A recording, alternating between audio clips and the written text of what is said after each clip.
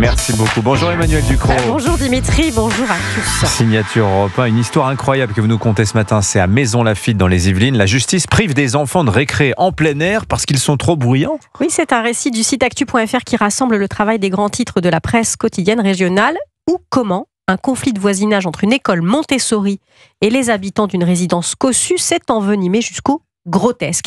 La justice de Versailles a privé de récré depuis la rentrée la centaine d'enfants d'une école au motif qu'ils causent, je cite, des nuisances sonores et visuelles aux propriétaires de 5 appartements nichés dans un hôtel particulier qui jouxte leur cours de récréation. Comment on en est arrivé là ?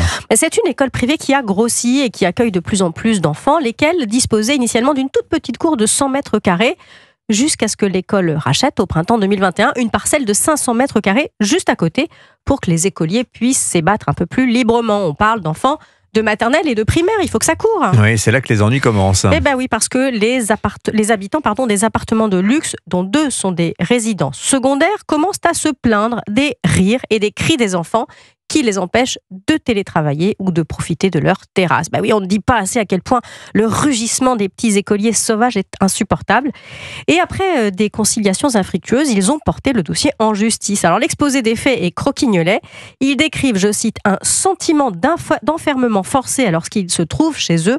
Pensez donc qu'ils ont mesuré le bruit parvenant de l'école, 60 à 85 décibels, voilà qui serait, je cite, risqué pour la santé des copropriétaires. Pardon. Oui, et la justice leur a donné raison à ces copropriétaires. Oui, aussi fou que ça puisse paraître. Et pour un motif encore plus fou, les copropriétaires mettent en avant une charte de 1834 qui régit le parc de Maisons-Laffitte, où sont installées la résidence et la cour de l'école.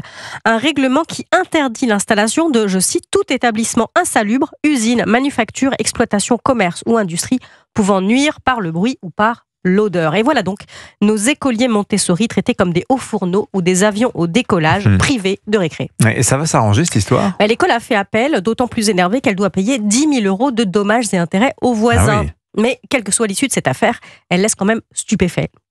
Il y a peu, le maire d'un village alsacien se lamentait sur cette même antenne de la fermeture de son école faute d'enfants. On n'entend plus leur rire, se désolait-il. Visiblement, on se déshabitue très vite de la vie et de la joie enfantine. Notre pays vieillit, se racornit. Il s'est tellement habitué à la dénatalité qu'il n'apparaît plus saugrenu ou indigne de porter plainte contre les récréations des enfants. Qu'on puisse socialement assumer une telle action en justice, qu'il n'y ait aucun filtre à ridicule pour retenir les plaignants, ça en dit beaucoup de nous, et pas en bien. Le temps est assassin et emporte avec lui les rires des enfants. Les Mistral gagnants. Voilà, mais pas au tribunal. Enfin, en l'occurrence, Mistral perdant pour cette école Montessori. Merci beaucoup.